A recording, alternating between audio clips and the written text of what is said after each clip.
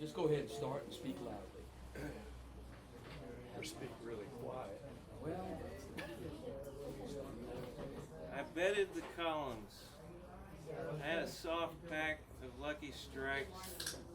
This was the state senator's brother's house, 2 stories tall, finished with Amarillo yellow stucco.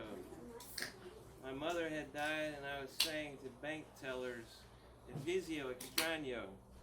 I finished my cigarette and centered each of the fiberglass idols like a potter on her wheel.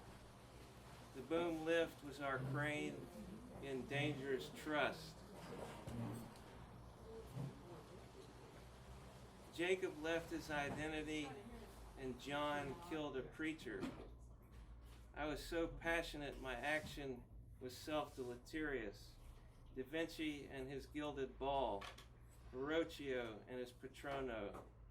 Emissary recall my cost of Constantia's life. Reminiscer and the apprentice a spy, each road, a house, a coral, a sharpened image with a broken blade.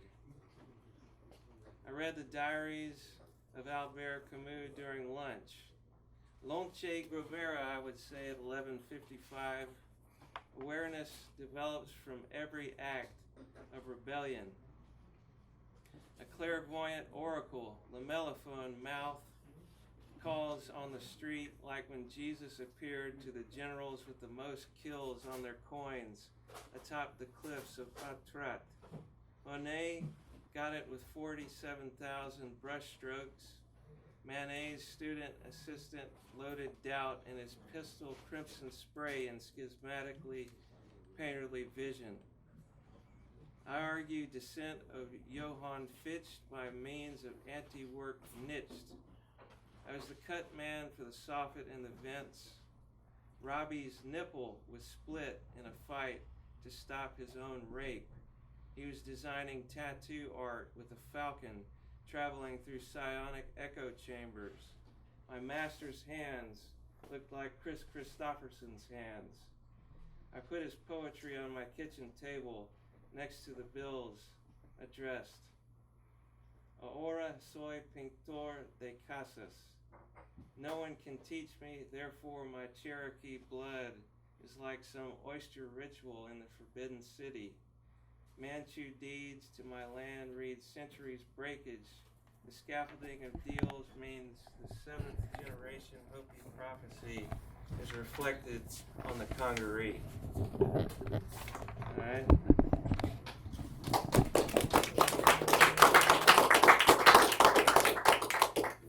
Already memory, visions, echoes cut like a beeswax master record, a plum seed, an amplifier stylus planted in a small garden. Géant sweat, grasses exhale color under the skies, blue, green, yellow, ochre, a dust of shattering sculpture or shattering stained glass windows over the compass. If the world was all male, it would be tyrannous. If the world was all female, what of so many beloveds? Hello, catbird. What are you singing? Hello, catbird, do the mountains see you? Numbers are not on my side, but the mathematical is. The obelisk hangs over the road to Vermont, and my usefulness falls away for an instant like fireflies resembling sparking embers. Would apologia make sense in the gods hauling the sun, orange against cerulean? Learning a trade in prison would serve the weight of a house, or woodworkers raising trusses, building guitars, and telling stories of Paul Jeremiah. Your nape is trust, and my hand on secrets made so through unutterable wildering. This begs for your framework, a shared mind of swelling lips and blood-rushing blush. Generations on the hill stare out from my eyes. 3 continents shape my brow. Hephaestus cast from heaven returned. sounding like a silver horse head lyre.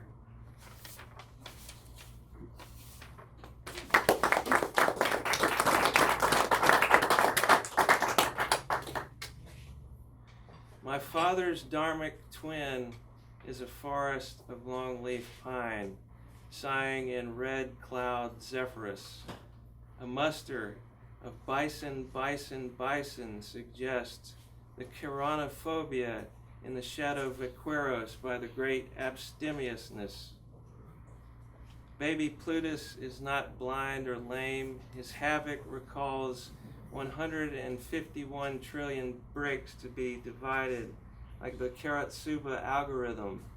1, 2, 3, 4, 5 times 12 plus 1,000 divided by 345. Castellosa won her castles in the sailing as Troberit's song. Yes, avonymic enlightenment travels in an electric body, despite the specialized prison hulk dry dock. Let not the joy of fighting Nazi elements in Oni Corp and Harvard medicine kibosh 100 years of kindness, tenderness. How can my desk writing free the inmates of the media like smelling salts to the irresolute? May your wishes not dominate you. May you find your family mystical on a wedding day. May your suffering lead you to Avalon, not to forge Excalibur, but to design health sovereignly to all margin ardency and total anima. Roy, come on up.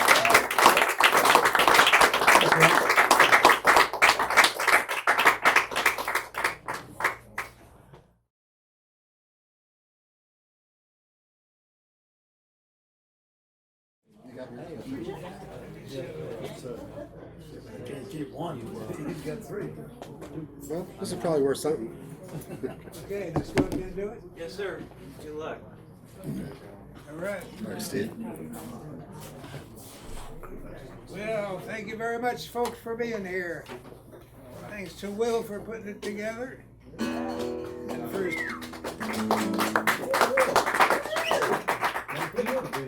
and nice to hear the words that you wrote. Poems. I live in St. Pete, Florida.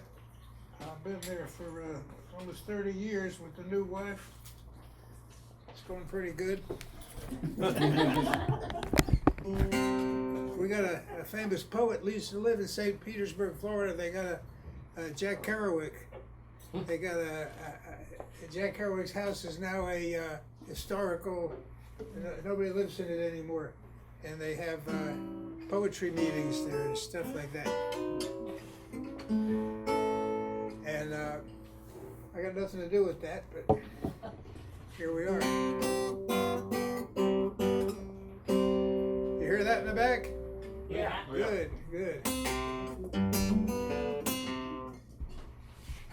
My heroes were both from the Carolinas. I haven't been in Columbia for many years. Somebody said they saw me at the UU coffee house or something, but I don't recall.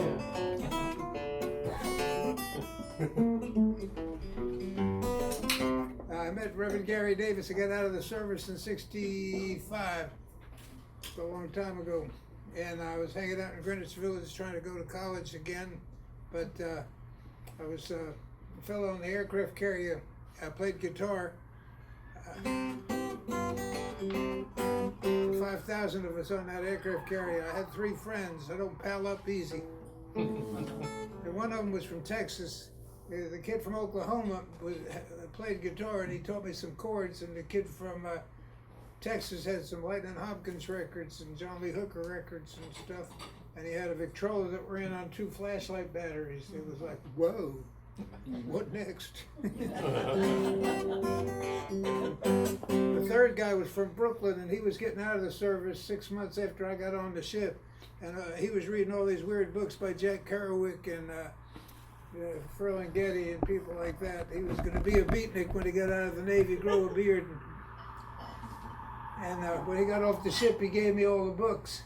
So I had a couple of years thinking about these three friends gave to me, and I put it together into a life. You never know. Folk music boom happened in 61 or 62 or 59, somewhere way back then. That's because rock and roll died. The guy wrote the song about the dead, rock and roll's dead, you remember? Because Elvis was in the army, Jerry Lee Lewis married his cousin, that was it for him. Little Richard went back to the church, that was it for him. Buddy Holly died in a plane crash, that was it for him. Wow, yeah. And that's when they slipped in some folk music, and Harry Belafonte had a #1 pop hit.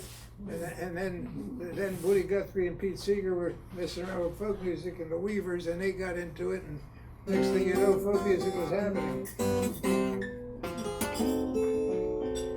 When all that happened, I joined the Navy because the music sucked. It was back in the 50s when I was growing up in New York. It was a great place to grow up at that time. I mean, I saw Buddy Holly and the Crickets 3 times.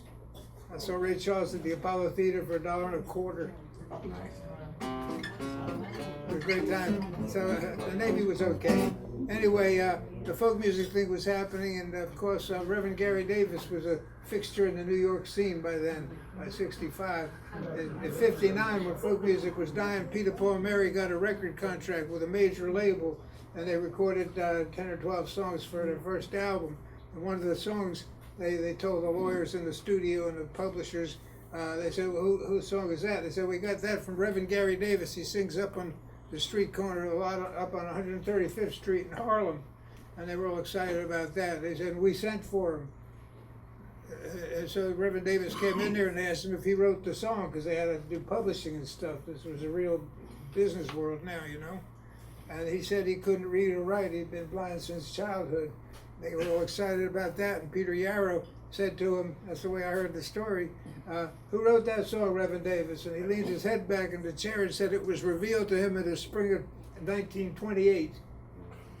And Peter, Paul, and Mary insisted his name went on the contract. His first check was over 11 grand. The record sold 3 million copies. Became the album was a #1 hit. And that year, when Peter, Paul, and Mary played the Newport Folk Festival, Reverend Davis was on the bill. And he started to tour the world.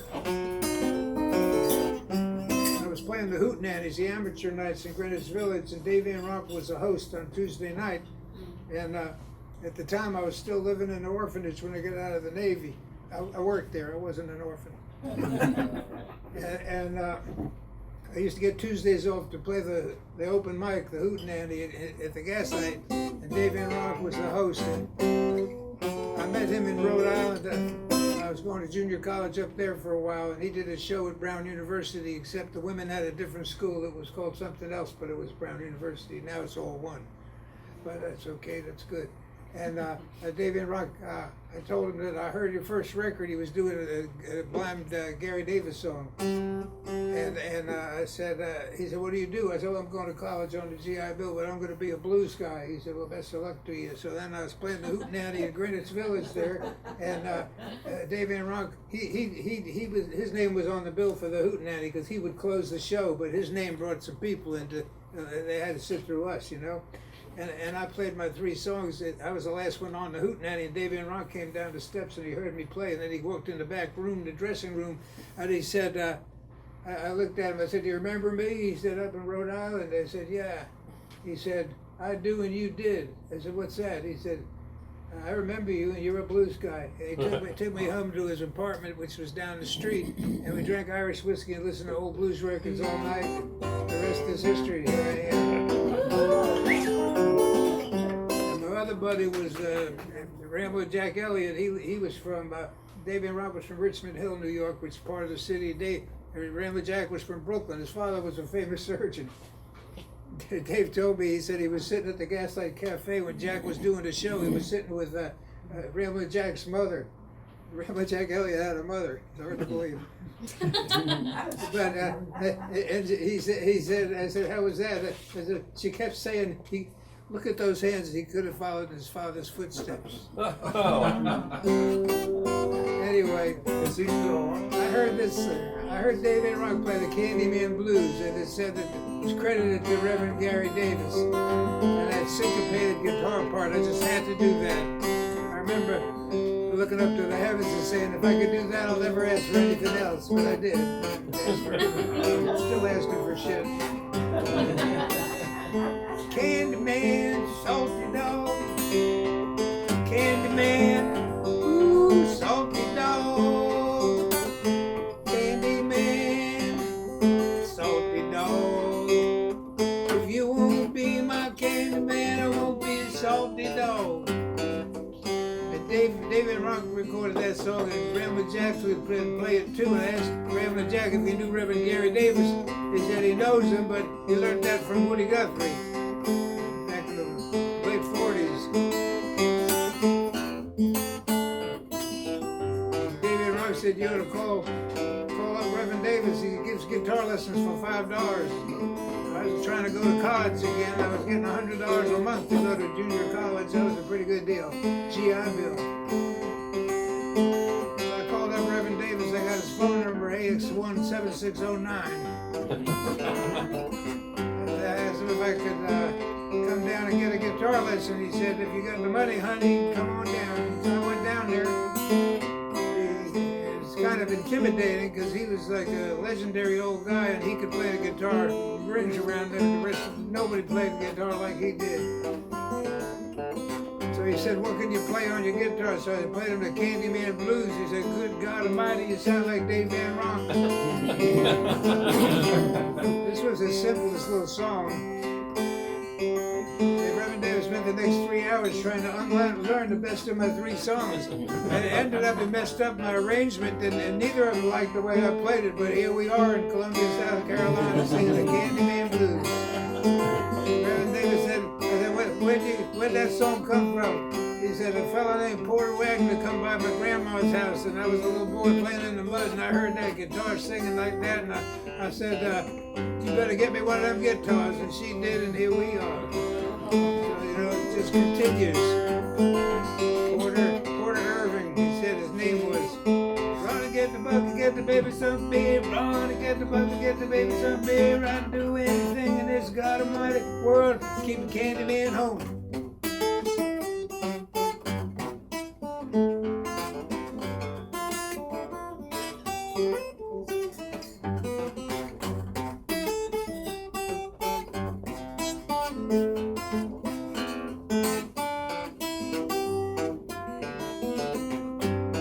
Big leg Ida,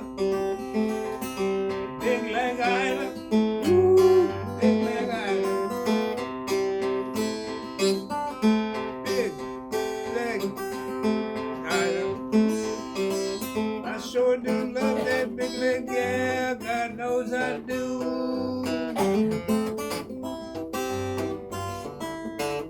The Candyman Blues. Thank you. That's the short version. I once did it for 25 minutes with a lot of stories in it. That was an album I made years ago with Jorma Kaukonen on second guitar on 2 songs. He didn't mess it up too bad. But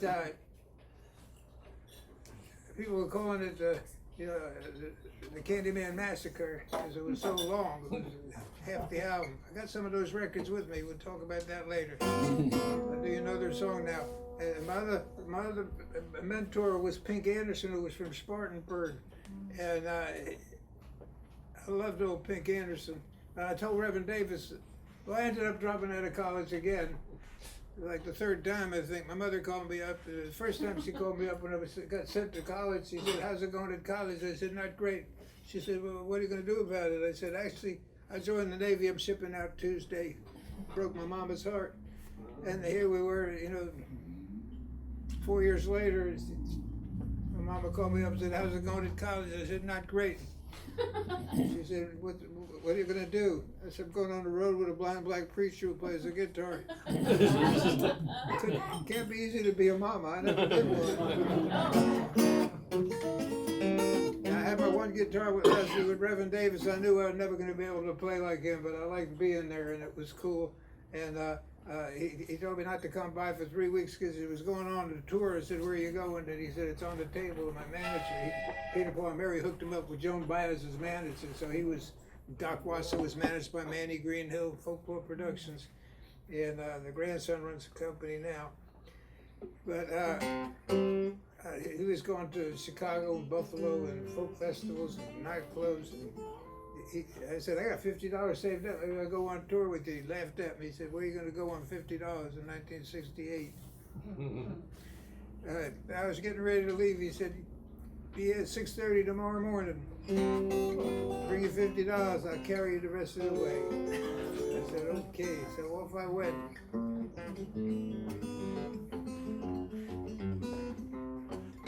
That was that. Anyway, Pink Anderson, he was from Spartanburg. Gary was born in Gray Court, which was some kind of out in the country by Greenville somewhere. Lawrence County. In Lawrence County. I went out there and looked at Gray Court, and I had a British writer, Robert Tilling, art painter, artist, and he wanted to see where Gary Davis was born. So we went out there. We went to the police department and asked him, "Where's this street or this?" He said, "No, it doesn't exist." So that was a long time ago. Reverend Davis was out there like back in 02, 04 or something.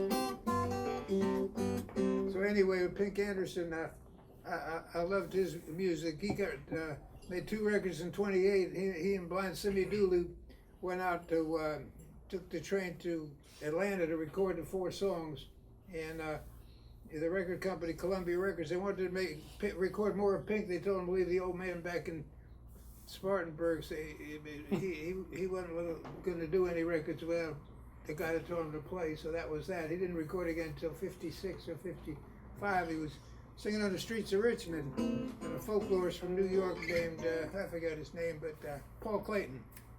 That was good. Ain't easy being 81 years old. But anyway, Paul Clayton recorded, and on one side of an album it was issued finally, and on the other side was Gary Davis, and they were my 2 guys. One record. That was a good break for me. Wow. And so I was still at the orphanage, and I had a 2-week vacation, so I told, and I was hanging out with Reverend Davis on and off on the road and all that, and I told Reverend Davis, "I'm going to look for Pink Anderson." He said, I said, "Did you know him down there?" He said, "No, they lived about 28 miles apart." And they both played music, but it was, they didn't have Uber back then. Pink did a lot of novelty tunes. He worked in medicine shows. When I finally found him, it's a long story I'm not going to bore you with. But he told me he went on the road in 1918 or 17 with C.W. Blair's medicine show. Worked 18 seasons with him, and then he went with some other cat. Ended up with Chief Thundercloud's medicine show. He did songs like this. I went down to a big crap game. Now the job of the entertainer at the medicine show, you come into these little towns and you drag the streets for a crowd. You try to get a crowd to come down to see the doctor in the wagon and buy the medicine. You know what I'm talking about? Before there was a CVS and a Walgreens on every corner. I went down to a big crap game. It certainly was against my will. Woo! I lost every gosh darn nickel I had, but one greenback dollar bill, a $40 bill was laying on the floor. My buddy's point, it was 9. When the police come in there, they grabbed all of us, but I got mine. Yes, I got mine. What was it? I got mine. I grabbed that money right off the floor, and out the back door I went flying, trying to make it to a hiding place I heard about. Couldn't get there in time. Another rascal grabbed me right by my collar, that's right, and I got mine. Let me tell you about a turkey feed. The dinner was certainly fine, that's right. 15 minutes before the table got set, all the jitterbugs fell in line. When they brought those gobblers out, woo, the rascals I did shine. Talk about a rascal I grabbed, and you know that I got mine. That's right, yes, I got mine. I got mine. I got it all in good sport, like I said, I've been shooting dice all the time. When that good time, I haven't seen the moment right there, but wait till they come around next time.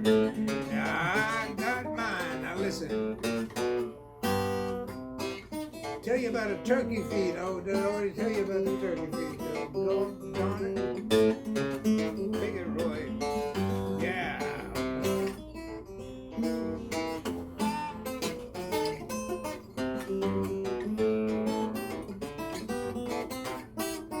I've got mine. I've got mine. I got it all in good sport like I've been trying to tell you. Shooting dice all the time. Some of them boys got 30 days and others they got 9. When they brought the stripes in the very next morning, I got mine.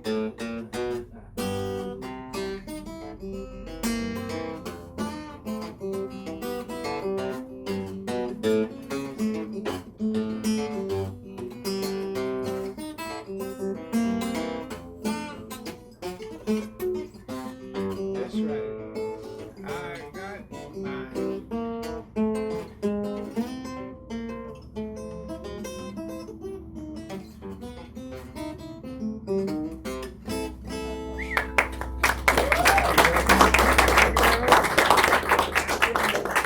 That song used to be longer. I don't know what happened there.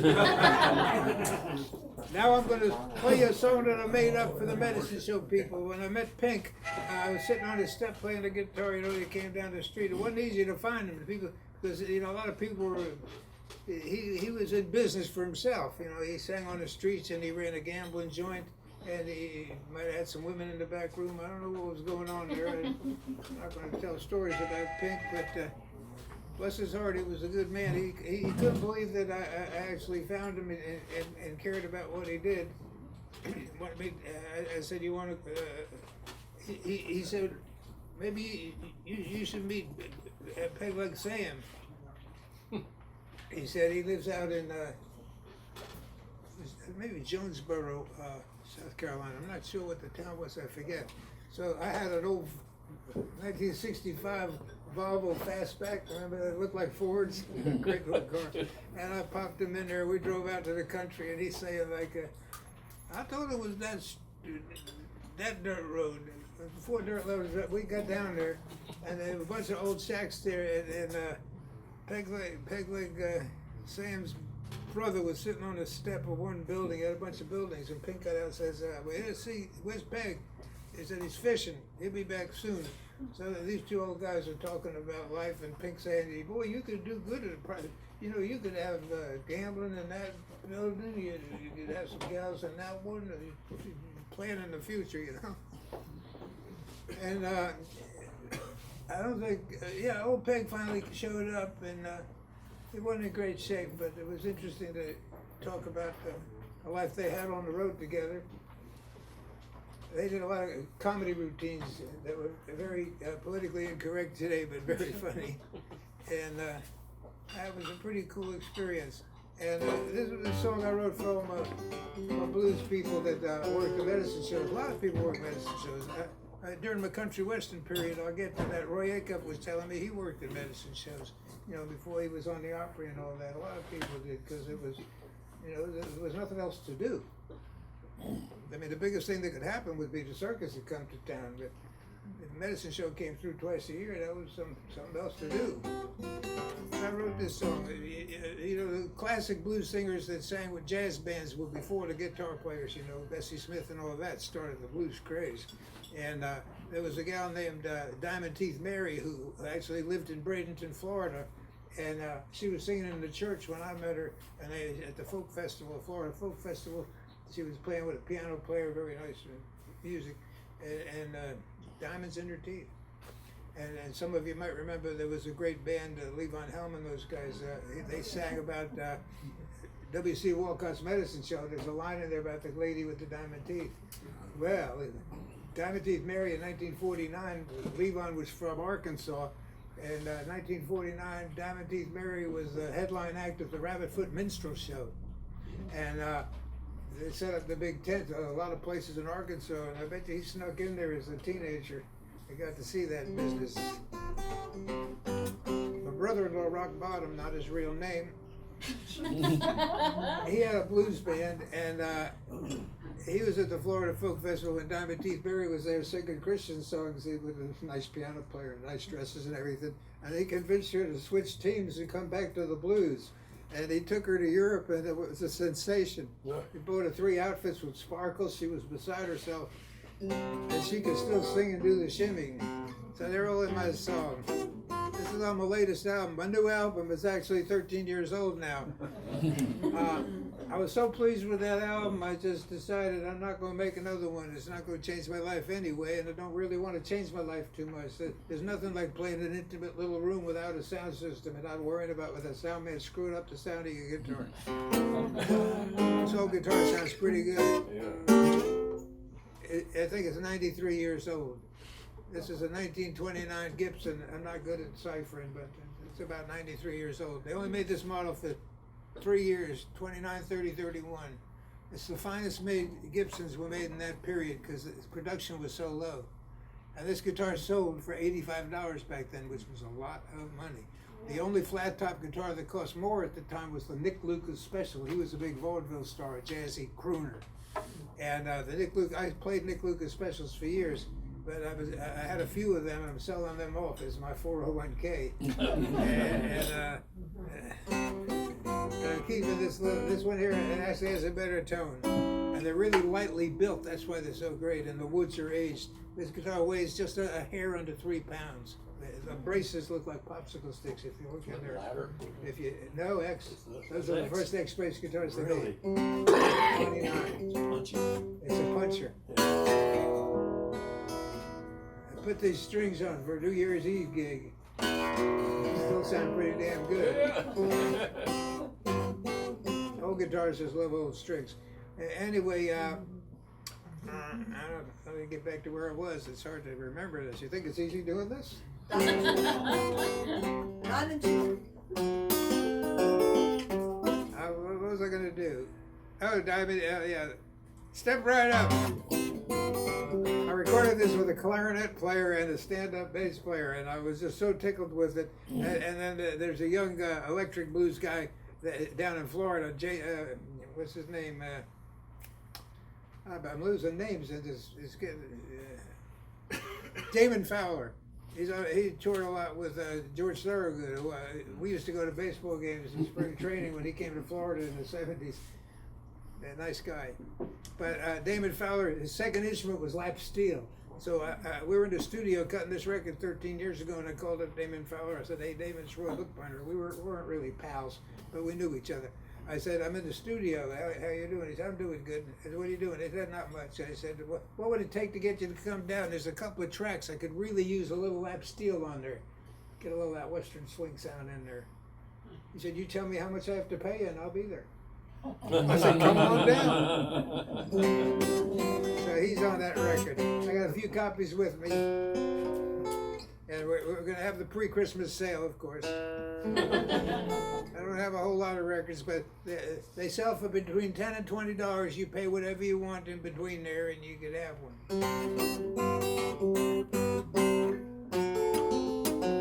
And if you're really broke, I'll give you one. How's that? Okay.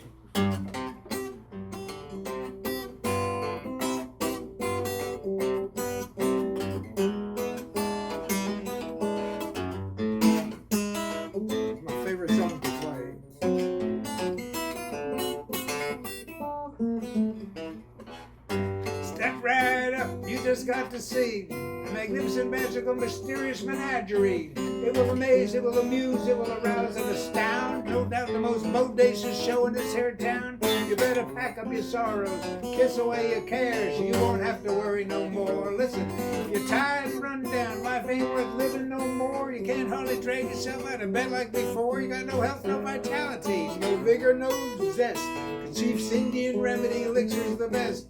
Don't hesitate, you don't want to be late. Get there before it's all gone. Yes, it's step right up, you just got to see the magnificent, magical, mysterious menagerie. That's right, it'll amaze, amuse, arouse, and astound. No doubt the most bodacious show in this here town. You better pack up your sorrows, kiss away your cares. You won't have to worry no more.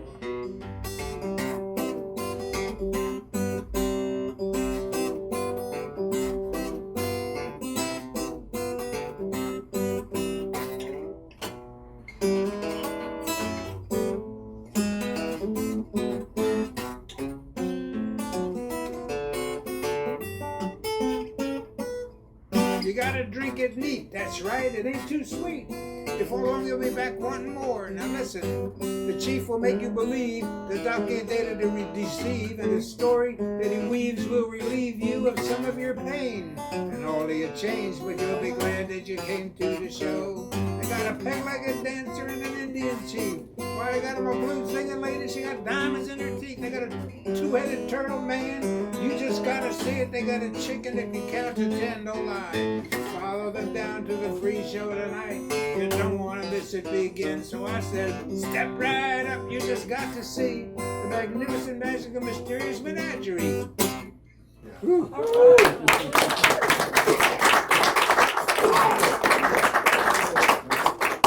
It's a lot of words to remember. But I just love that song. It really sums up my life. I was supposed to be in the last medicine show. Pink and Peg had decided at one point that Pink couldn't tour anymore. He had the stroke, and then after I brought him on tour, that was after this. But Peg decided that I should go. He was still working with Chief Thundercloud's medicine show in 68, 69. I don't make anything up. It's all true. And it was set. And he said, we could do these routines. And Pink and Peg used to do routines. It would have been a little awkward for me, but they weren't very politically correct. But showbiz. Anything that being showbiz. And that winter, Pink called me up after I got his phone turned back on. His son had made too many long distance calls, but friendship. And Pink called me up and said, it's off. I said, what's off? He said, the tour. I forgot all about it. I said, what tour? He said, the chief. I said, oh yeah, what happened? He said, oh, the chief. I said, what? He said, his heart attacked him. I said, what are you talking about? He said, he's dead. Oh, man. I said, well, I'll be damned. I'm writing my memoirs now. This is chapter 37, Near Brushes with Stardom. If they put it in the paper that I was in the last medicine show, this place would be packed. Anyway, that's why I wrote that song. I love that song. Now I'll do another one here. This is a song I wrote for old Reverend Davis. This is called The Preacher Picked the Guitar, and I was doing a show with Jorma Kaukonen of Hot Tune and Jefferson Airplane fame. We become good friends, and there was never a fan when they were making those kind of records, but he's a heck of a good guy. And he recorded this song. I was opening up a show for him, and he said, oh, that's a great song. Who wrote that song? I said, I did. He said, I'm recording that song. Right. Get mail money. Twice a year we go out to dinner. It used to be pretty good when you had merchandise sales, but now you just get a percentage of the download. It's like, but I used to make 35% of my income selling merchandise. I had T-shirts and ball caps and buttons, all kinds of shit. Now I just got some CDs, and I got an instructional book if you're interested, how to play like me. I don't know why you'd want to, but it's a nice picture of me. I'm playing the Nick Lucas special there from 1936. I sold that. Me and the wife got a new car. No, we didn't. We could have.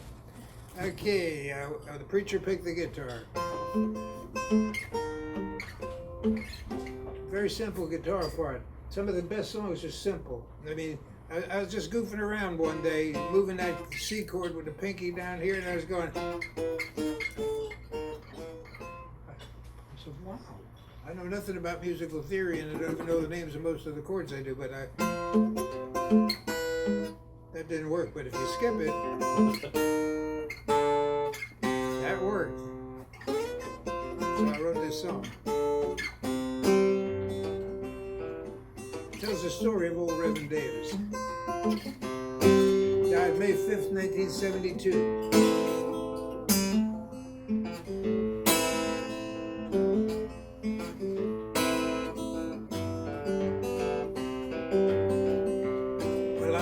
Tell you a story about a man I once knew. He was a blind street singing preacher that could play some blues. His fingers picked the guitar, they danced up and down the board. He passed his days, he was always waiting on the Lord. People heard his message and they came from miles around. pulpit was on the streets up in Harlem and sometimes way downtown. And his fingers picked the guitar. They danced up and down the board. Passed his days just singing and waiting on the Lord. You know, one day the angels heard him sing and thought he should be heard. And they opened the ears around the world so he could spread the word. And the preacher picked the guitar. His hands made those magic chords.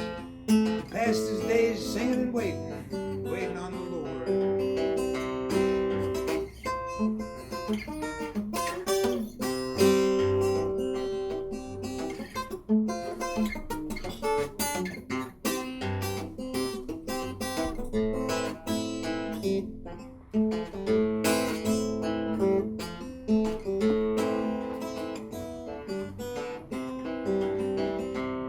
You know, we sailed across the ocean to London and to France, thanking Jesus every day for giving him that chance. That's right, preacher picked the guitar, his hands made those magic chords, passed his days just singing and waiting on the Lord.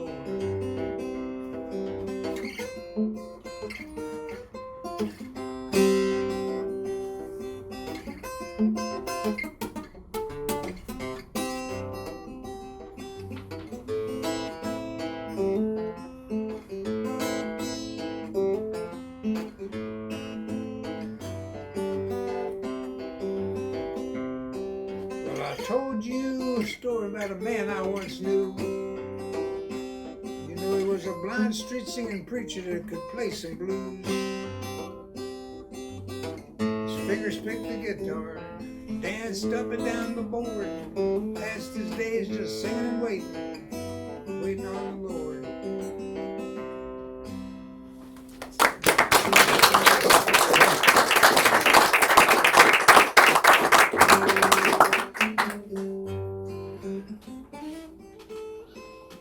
His Mother Davis, as we called her in the church, it was a great lady.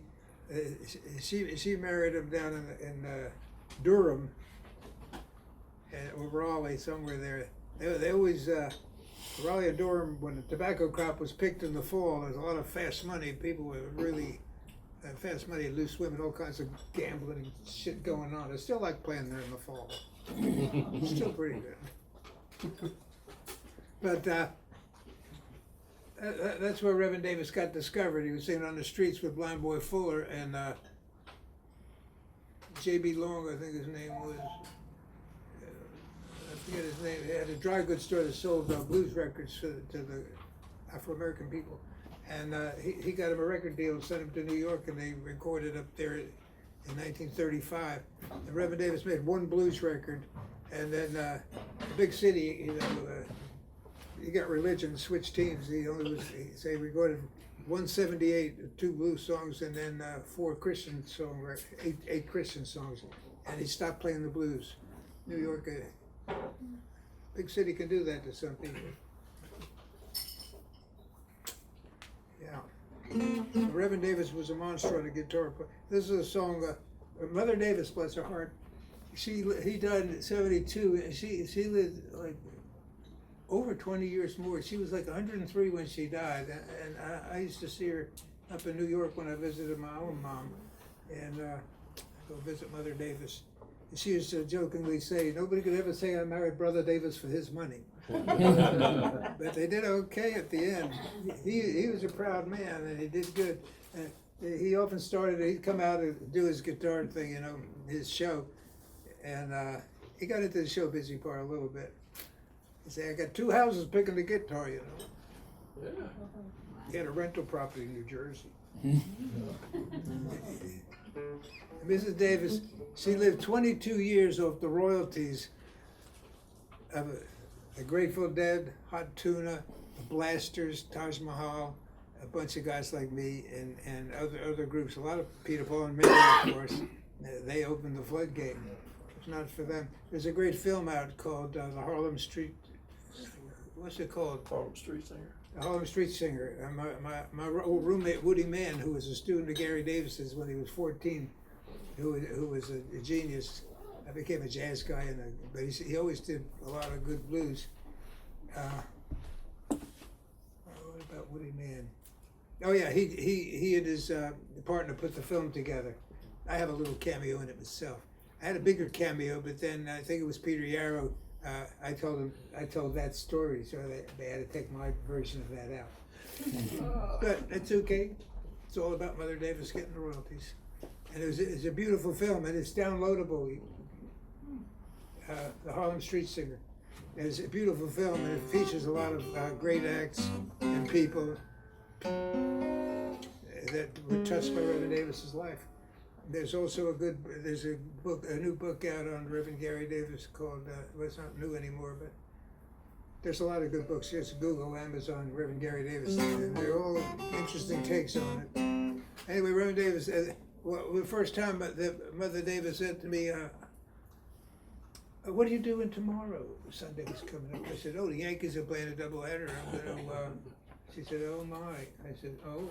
She said, if you don't drive us up to church. I said, okay, I'll do it. So I drove them up to the little church up there in Harlem, and I put them in the church, then I parked the car, and then I got back in the church. There was about this many people in the church. And storefront church, it was like being in a documentary, you know? And I sat in the back, and Mother Davis got up there. She was wearing a nice fur collar. That was the style, you know, a little matching hat.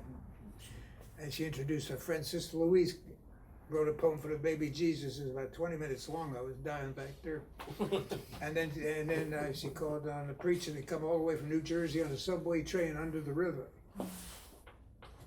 Good. He carried on for a while.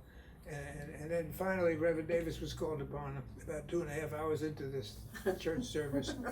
I'm dying back there, you know. I needed a smoke. And Reverend Davis, if he didn't have a direct hookup to God, he wouldn't preach. I remember when we were on the train going to Chicago, he was in a big discussion with the porters about that. You can't go to college to be a preacher. You can't make up a sermon on Monday for next Sunday, it might not hold true. You got to have a direct hookup. I'm sitting there like, yeah, makes sense to me. But anyway, he had a bad connection, so he called for his big old guitar and lit into some Christian songs. One woman was carried out on a stretcher, not really, but it was like one of those kind of things. People were going nuts. And then he sat down, and finally she gets up there again. I was getting nervous because I really needed a smoke. I'd been in there for 3.5 hours. And she said, our good friend Roy Bookbinder is with us. And everybody turned around, and I look at the white boy, I gave him the peace sign. And she said, what would you like to do for us today? Without even thinking, I said, I drove you all here. I got a few claps in it, amen. And she gave me that look to get Blind Gary go up there. She said, you come up here and sing one of your nice little songs Brother Davis taught you. I said, I didn't bring my guitar. You use B. Davis's, yes ma'am. I went up there, and I lit into this song. It was one of the greatest moments in my life. A preacher from New Jersey jumped up there with tambourines. Amen sisters were singing the harmonies. It was like, and nobody got an iPhone to tape it. You got to trust me on this, man. I'm telling no lies up here. I don't do a lot of Reverend Davis's Christian songs, but it's good to know a few.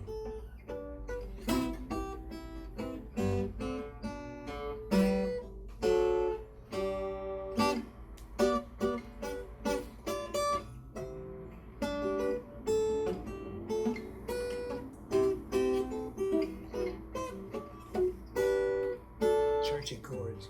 I know something that is mighty swell. I know something that is mighty swell. It's a sweet little story that I love to tell. Jesus saved my soul from hell. Said glory, hallelujah. One day as Jesus was walking by, set my sinful soul on fire, made me laugh, you know that he made me cry. I said glory, hallelujah.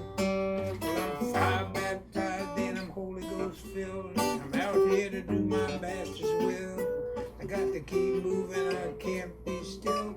Glory, hallelujah.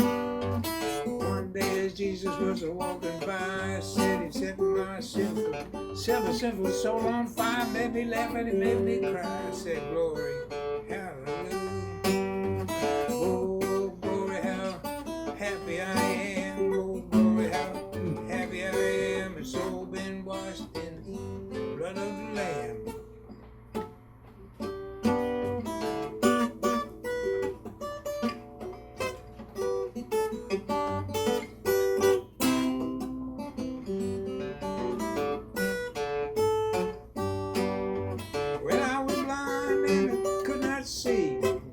come and he rescued me.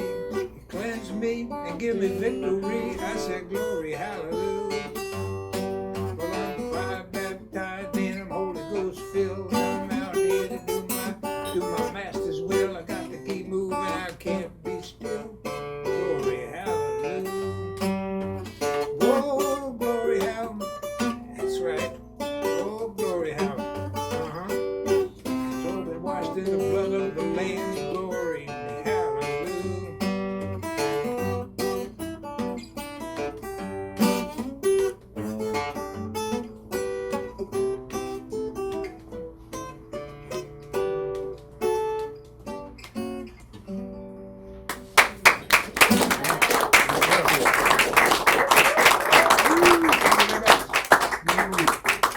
Thanks for bringing me in here, Will. This is, it doesn't get better than this, really. No matter how many people you have, as long as they're with you, you know. My whole dream of being a folk singer was, I just wanted to make a living and entertain people, and I've been doing it for almost 60 years now. It's hard to believe. I'm not looking for glory, but I had a little bit. And I got discovered by Nashville at one point. That was funny. Ralph Emery had a TV show. Remember that? Well, I was part of the Bonnie Raitt tour of '88, and bless her heart, she's a sweet lady, and God, is she terrific still. We lost touch, of course. You know, I had her number for years. I called her up about 20 years ago, and the guy said, "She don't live here anymore." He was getting a lot of that in the people. That's life, isn't it? Anyway, we ended up playing the Grand Ole Opry. She did, and I got to do 3 songs. And Roy Acuff and Bashful Brother Oswald from the old Opry days, they were backstage, and they knew what I was doing. They were laughing at me. "How old are you playing?" I'm a guitarist. "We know what you're doing up there. We know what you're doing." And there were always guys like me in the 20s and 30s playing that kind of music. So, anyway, when I was in Nashville, I ended up on Ralph Emery's show for many times, sitting on you do your song, sit on the couch. It was very cool. I was what they call in Nashville, they don't officially call them that, but the goober acts. Grandpa Jones, Minnie Pearl. It's comic relief, but you can sing and play. And they liked me. I finally got on there, and the producer came over and said, "Where have you been?" I said, "Well, we've been trying to get on there for 5 years." He said, that year I was on there 7 times. Because I was kind of spontaneous, because I don't plan anything on this. And Ralph Emery got a kick out of that, because most of the people who have new records they're pushing, and they're told what to say on the TV. First time I was on there, my mother called me up and said, "You were the best one on there." She said, "How'd that girl singer get on there? She took up so much time. She kept interrupting you." I said, "Mom, that was Tammy Wynette. I don't care what her name was. My mother was from the Bronx, you know. I don't care what her name was. I'm calling up." I said, "Don't call anybody. It's going good." She said, "Make sure the microphone is below your head. You know, it's blocking your face." "Yes, ma'am." I heard this country singer sing a song. You know, most of my songs are old-timey, or even the ones I write are kind of old-timey. But I heard this song, and I said, "God, that's such a great song." And he had a band, and it was a #1 hit. I said, "God, I wish I could write a song like that or play it." And during the pandemic, I was thinking about it, and I said, "Well, what if Blind Blake or one of those guys heard that song back then, though it didn't exist? How would they have played such a song? And could you make that song fit in your genre? Because you don't want to sing something that's like, you know, I don't do any Beatles."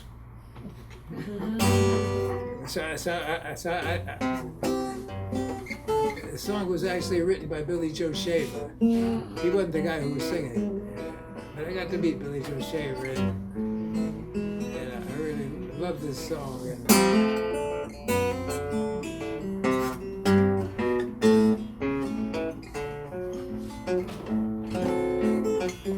It's English. Well, I'm just an old chunk of coal. But I'm gonna be a diamond. I'm gonna be a diamond some old day. I'm gonna grow and glow till I'm so blue, pure, perfect. I'm gonna put a smile on everybody's face. I'm gonna be be the world's best friend. I'm gonna stop and shake. I'm gonna shake everybody's doggone hand. I'm gonna polish up my old rough-head self, that's right. Till I get rid of every single flaw. I'm gonna kneel and pray every day, lest I should become vain along my lonesome way. I'm gonna be the cotton picking rage of the age, till I get rid of every single flaw. Yes, I'm just an old chunk of coal. I'm gonna be a diamond. Gonna be a diamond someday. I'm gonna polish up my old rough-head self, till I get rid of every single flaw.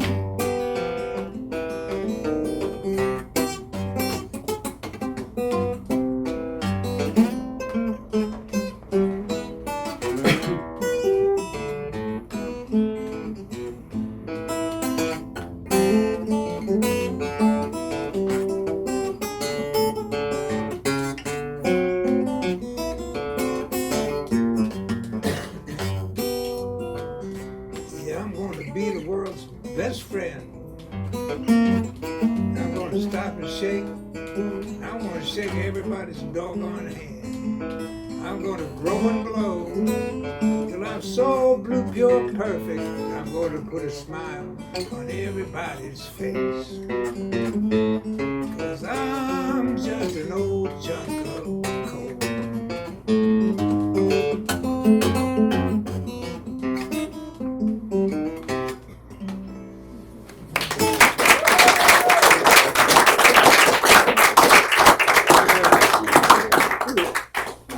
That song. I wish I wrote that one. But thank God Billy Joe did. He was quite a guy. I met him in Oklahoma City. I was playing this little joint, the Blue Door, for many years, and I finally got me a Saturday night. And the guy called me up 2 weeks before the gig and says, "You know, I got a chance to get Billy Joe Shaver on your Saturday night. I'm gonna have to move you to Sunday. You understand, don't you?" I said, "Yeah, I understand." I said, what about if I get there a day early and I get to meet Billy Joe and maybe play a couple of songs to his big crowd and maybe it'll help me? He said, "Oh, that'd be okay." And so we're in the dressing room. I said, "Billy, nice to meet you. I'm Roy Bookbinder. And I recorded your song it's on Rounder Records." He looks at it. I said, "They sold hundreds of them." He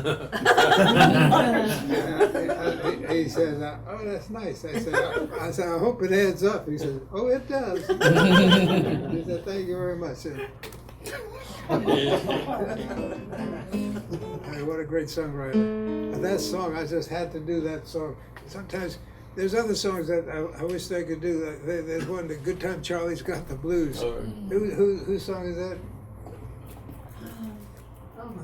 Come on. He's one of my Facebook friends. Quick, I got a Googler out there. I can see him. Leon Russell. No.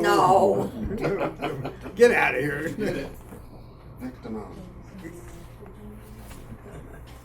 It was the guy's biggest hit. Are you Googling? Danny O'Keefe. Who? Danny O'Keefe. Yeah, Danny O'Keefe. So I got a friend, about 5 years ago, I got a friend request from Danny O'Keefe. And I thought, God, I know that name. Great song. And I wrote to him, I said, are you what's the name of the song we were talking about? Good Time Charlie. Oh yeah, I said, I wrote to him, I said, you wouldn't by chance be Good Time Charlie, would you? He said, "I'm afraid I'm Good Time Charlie for life." It was his only big hit. But it only takes one. I was hoping, I got a song I'm going to do later on. How long am I supposed to play for? Forever. 2.5 hours. Okay. I got this song that, another one that Jorma Kaukonen recorded that he loved, and Larry Campbell produced it. Larry Campbell was the musical director for Levon Helm's last band for 10 years or whatever. Larry's a great guy. I met him at Yorma's Guitar Camp, the Fur Piece Ranch, just down the road of Fur Piece, 60s thing. And when Yorma recorded it, Larry Campbell produced that album. I thought if Yorma got a Grammy, I could be a Grammy-nominated songwriter. It would have been a big one. But the same year, Larry Campbell produced Lee Von Helm's band's album, and he won the third album of the year in a row. So I can't put it on my poster. Not that I have posters anymore. But didn't Will make a nice poster of me? Oh, yeah. Talented That's artist. beautiful, Will. I'm thrilled with that. Yes. Yes. That's one of the nicest posters I've ever had. I'm gonna hang it up in my living room if my wife will let me. I'm in charge in the bus and she's in charge of the house. I do the yard work. She's the interior person. We divvied it up. I'll be taking the garbage out. She said, "It's Wednesday, it's not Tuesday." I said, "Oh, not so good at living in the house." Anyway, oh God, I was going in a million directions. Reverend Gary Davis played a lot of guitar, so I'm gonna, I'm gonna do the Gary Davis thing. He played a lot of ragtime guitar, and he could play. One of his great students, Ernie Hawkins, lives in Pittsburgh. Ernie is so good at playing Gary Davis's style that he did an album, a jazz album, and he covered songs by Louis Armstrong's Hot 5 or Hot 7. I don't know which is harder, which one he did. But his plan was to play this on the guitar as Reverend Davis might have done had he wanted to. Okay. You got to know the man's style to be able to do that, and it's brilliant. I can't do it, but I combined Gary Davis. There was a song by William Moore, who was a barber in Washington, in Virginia, up by Richmond somewhere. Ragtime millionaire. Ragtime kind of dancey music, blues isn't. And I combined it with a Gary Davis instrumental called Cincinnati Flow Rag, because it's more ragtimey. But the words are the barber, William Moore. It goes like this. I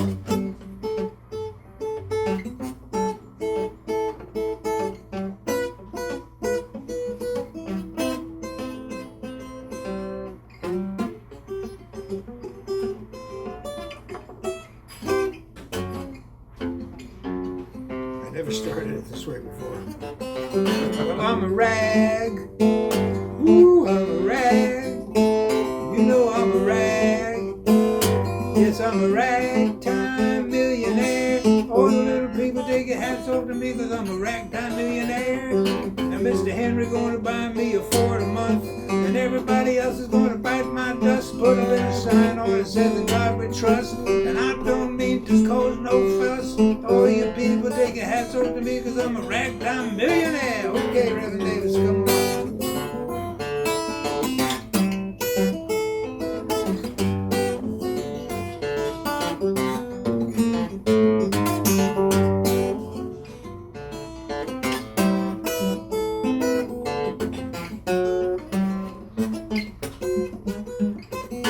Every tooth of my head is solid gold. I'm gonna make them boys look icy cold. I'm gonna brush my teeth with the diamond dust. And I don't care if the Bank of Columbia does go bust. Oh, you people take your hats off to me, 'cause I'm a ragtime millionaire.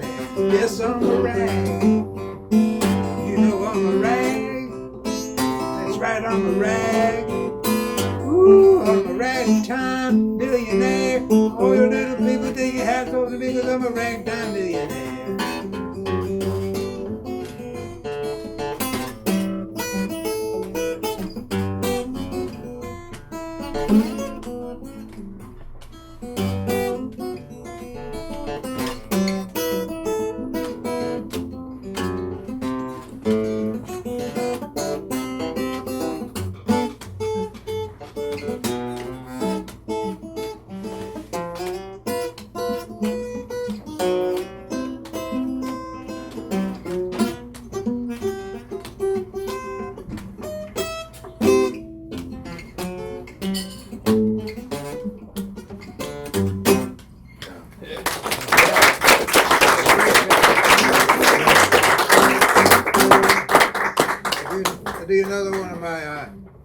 songs from the new album. 13 years old. I should do another one, but it's not going to change my life, and I'm uncomfortable in the studio. I was born to be on the stage. This is called What You Gonna Do.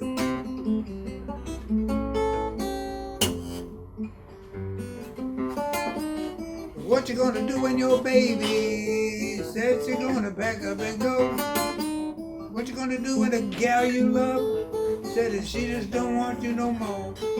You can run, you can hide, you can catch a freight train. Life that you lead is never gonna be the same. What you gonna do when your baby? What you gonna do? Down on your luck, you got your money on a pony, won't run. What you gonna do that you're down to your last buck and you just can't buy yourself no more fun? You know what should have happened, you know what could have been. You know your pony could have got there, but your pony didn't win. Oh, what you gonna do when your baby says you're gonna pack up and go?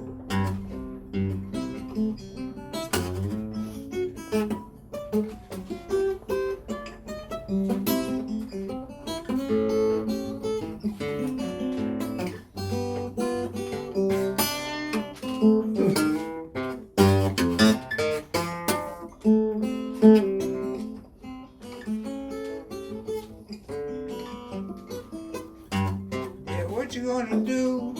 Come to find out that your baby's been stepping out on you. What you gonna do? You finally see the light. You realize you never had a gosh darn clue. She used to drive you all day, used to ride you all night. Now the girl don't do nothing, Lord have mercy, but fuss and fight. What you gonna do when your baby says you're gonna pack up and go? What you gonna do? You get a call from the bank.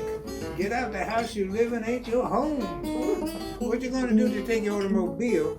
They leave you on the streets all by alone. You can tell your ma, you can tell your pa, but they never want to see your ass back in Arkansas. What you gonna do when your baby says you're gonna pack up and go?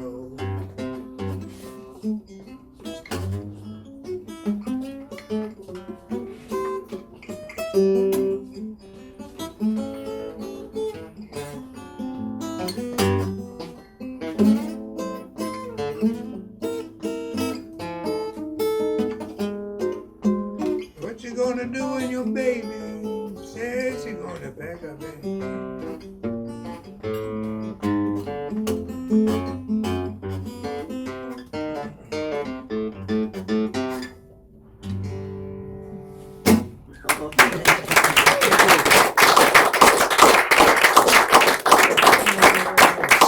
Roy, they call that a jada?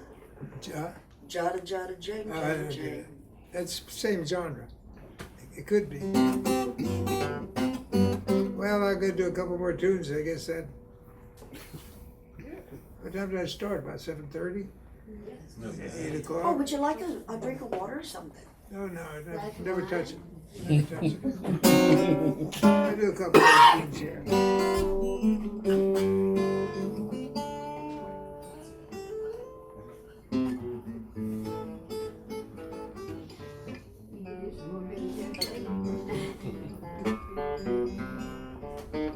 A lot of old-timey songs use this guitar-y part, that progression. There's one I made up called, I forgot what I called it. Could have been worse. I was told my wife, like we go to one of her friend's house for dinner or something, and we get home, you know. And she said, "Oh, did you have a good time?" I said, "Oh, it could have been worse." She said, "You're so negative." Well, that means it was okay. And I needed one more song to finish that album, and I wrote It Could Have Been Worse. And it got the most airplay.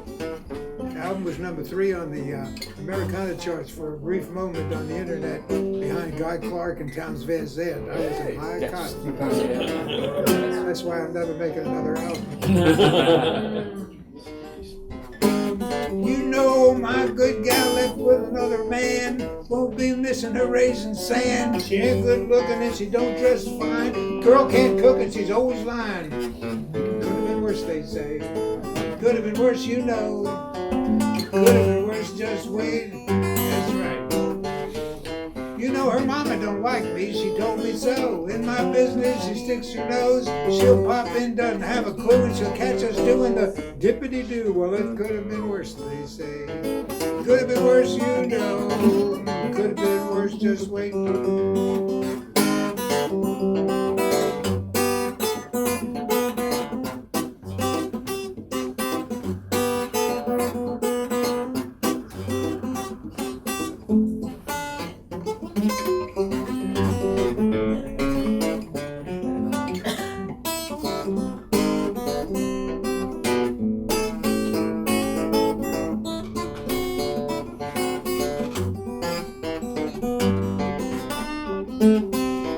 She likes your whiskey and she likes your wine. She's smoking them reefers all the time. She gets so high, can't hardly stand, and she can't remember I'm her man. Could have been worse, they say. Could have been worse, you know.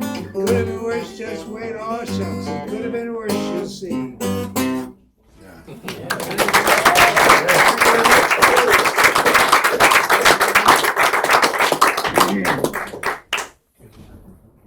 Let's see what we're gonna do next here. I'll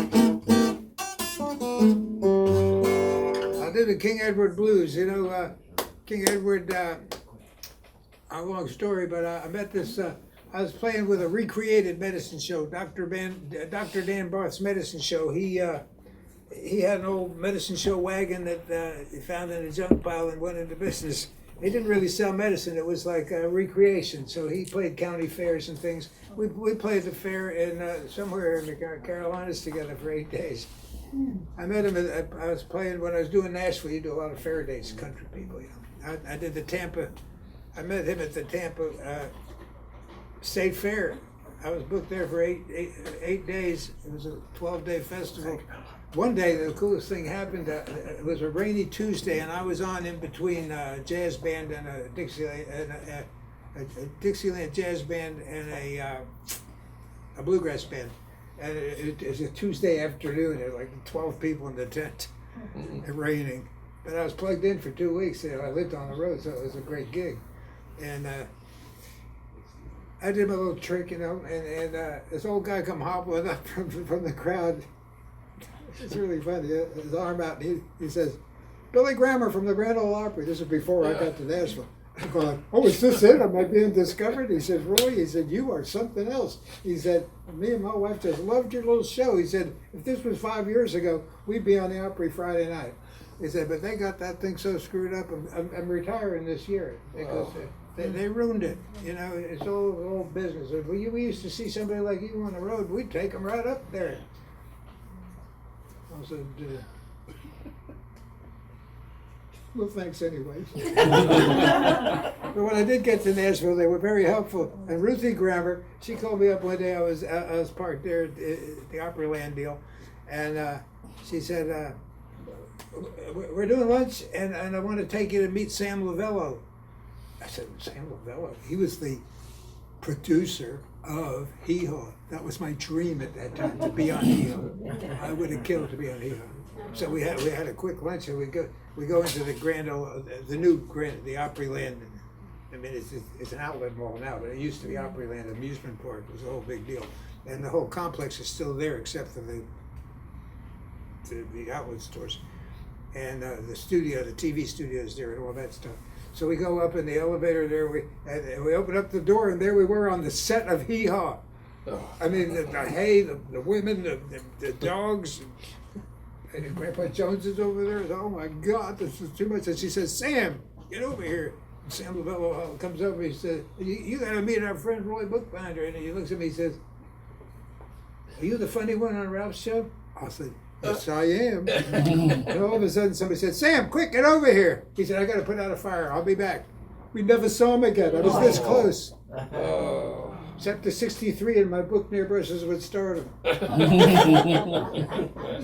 was this close. I mean, I could have done this song. I'm going to do this song. This is called Traveling Man. And I had visions of doing Traveling Man and having the pigs dance across the screen. Now, this is an old song from the Carolinas. It was probably written for a minstrel show in the olden days. A lot of these funny songs were up in New York City. But the minstrel guys who A lot of Doc Watson played this song. It's a great song. It's quite comical, especially minstrel guys were very funny. Politically incorrect, but very funny. Guitar players, that's a good intro. You get the band going with it. So the drummer knows what to do. I never had a drummer on the road, but I'm ready. I just want to tell you about a man named Boone. His home was right down here in Tennessee. He made his living, you know, he was stealing chickens and anything he could see. The pop-out man runs so fast, fire did come from his heels. He burned up the cotton and he scorched the corn. He might as well have drove to the farmer's field. He was a traveling man, that's what they said. He certainly was a traveling man. He was the doggonest, most travelingest man that ever was in the land. He traveled everywhere. He was known for many miles around. He didn't get caught and he never got whooped until the police shot him down. And listen, the police hired him an automobile. The purpose just to chase old Boone. Now they were chasing a cat from 6 in the morning till 7:30 the next afternoon. The pop-out man runs so fast, fire didn't come from his heels. He burned up the cotton, he scorched the corn. He might as well have drove to the farmer's field. He was a traveling man, like I said. He certainly was a traveling man. You know, he traveled, that's right, throughout the land. Traveled everywhere, known for many miles around. Didn't get caught and he never got whooped until the police shot him down. Listen, the boy went to the spring one day to get himself a pail of water. The distance that the rascal had to go could have been more than 2 doggone miles to the courtyard. He got there and got his water, but when he started back, he stumbled and he fell down, ran to the house and got himself another bucket full of water before it touched the ground. He was a traveling man. He certainly was a traveling man. You know what I'm saying. He was the most travelingest man, doggone it. Traveled everywhere. He was known for many miles around. He didn't get caught. He never got whooped until the police shot him down. Listen, the police caught the traveling man. They had him up to hang one day. The juryman asked the traveling man, what do you have to say? He begged the jurymen to bow their heads in prayer. He crossed a leg and he winked an eye and he went up through the air. He was a traveling man, like I've been trying to tell you. He certainly was a traveling man. You know what I'm saying, Brett? He was the most travelingest man that ever was in the doggone land. He traveled everywhere. He was known for many miles around. Oh, shucks. Now listen. That boy was on a Titanic ship, no lie, before it went down. He was standing out by the rail and had his head hung down. When he jumped overboard, everybody said the traveling man was a fool, but about 2 minutes after that, you know what? The cat was shooting dice in Liverpool. He was a traveling man. He certainly was a traveling man. He was the doggonest, most travelingest man like I've been trying to tell you overnight. In the land, he traveled everywhere. He was known for many miles around. He didn't get caught and he never got whooped until the police shot him down. That's right.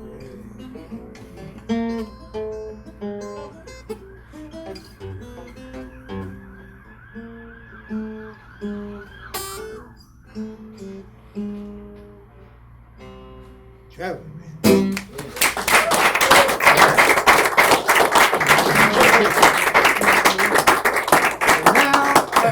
I'm going to do my encore now. Encores are the most awkward part of show business for me because some people are ready to go, you know, and others aren't, and it's always awkward, and it's terrible to have that pressure on you. So I've started announcing my encore because that way I don't have to make a decision. I'm not good at making decisions. And you know, you walk halfway out, and some people put the coats on, and you can see somebody's wife going like, oh Jesus, oh Jesus, I'm going to do another one.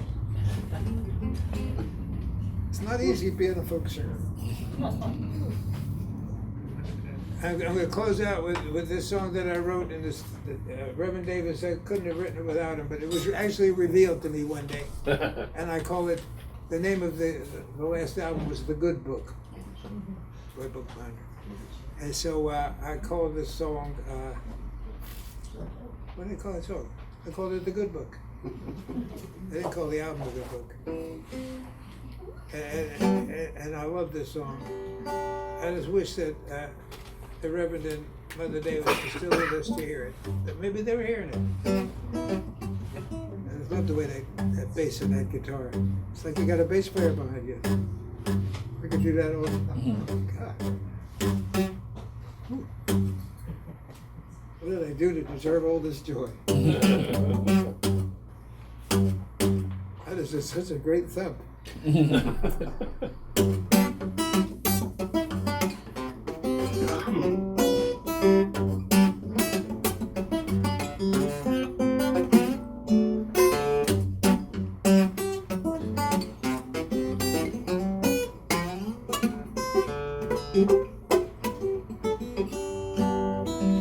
Thank you so much. I really had a great time. I thank you, Will, for dragging me back here to Columbia.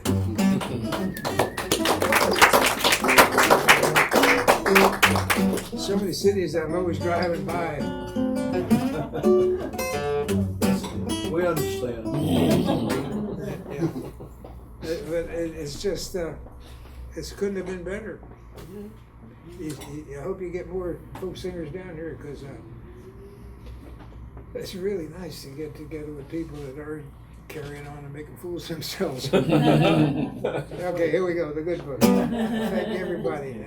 Brett and the organization, what a beautiful little venue. What a great cause. Contribute to the cause. And it's amazing the story, the history right here in this area is just unbelievable. And history is such an important part of life, but people, I don't even know if they don't really teach history anymore. In Florida, they outlawed everything. It's like ridiculous. Nice place for it to be in the winter, though. Okay, here we go. I thank you from the deepest part of my heart. That's Reverend Davis's big G chord. I think that's a G chord. No, maybe it's a C. I don't know what the heck it is. Don't matter, it works. Robert Lockwood heard that. When I played that chord, he said, "Where'd you get that from?" I said, "From Reverend Gary. He must have been a blankety-blank guitar player." I said, "Well, he was a preacher." He said, "He must have been a blankety-blank preacher, too." Anyway, my mama told me, my papa told me too. The good book's got the answers, it will tell you what to do. The good book's got the answers, you just wait and see. The good book's got the answers there just for you and me.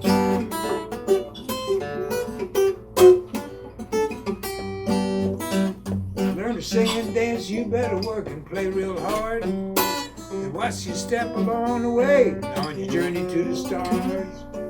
Don't you be a cheater, I said don't be telling lies. Straight and narrow path you're on will lead you to the prize.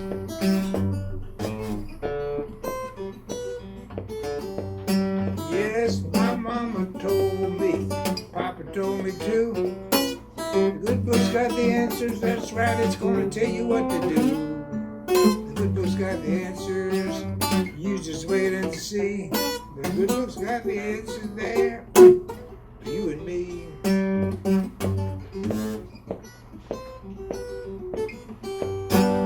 Be good to the children, the old and feeble too. Don't be doing to others what you don't want done to you. Mind your own business, keep singing a happy song. A soldier in God's army always knows what's right from wrong.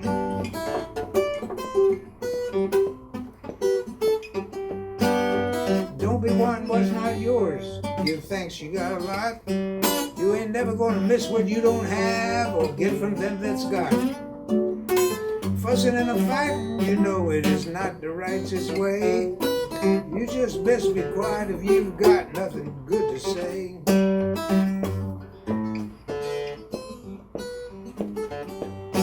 Yes, my mama told me, my papa told me too.